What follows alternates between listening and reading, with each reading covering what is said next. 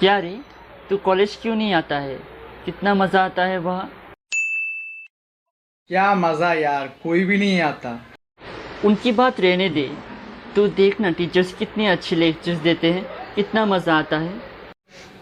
रहने दे यार, तू नहीं समझेगा। वैसे काश कॉलेज अगर 1 या 2 महीने के लिए बंद हो जाए, कितना मज़ा आता। ऐसा कैसे होगा यार? हाँ, ऐसा नहीं होगा। तू कॉलेज जाना स्टार्ट कर दे, और अटेंडेंस भी बहुत ज़रूरी है, उसके साथ लेक्चर्स भी ज़रूरी है। छोड़ यार, रहने दे।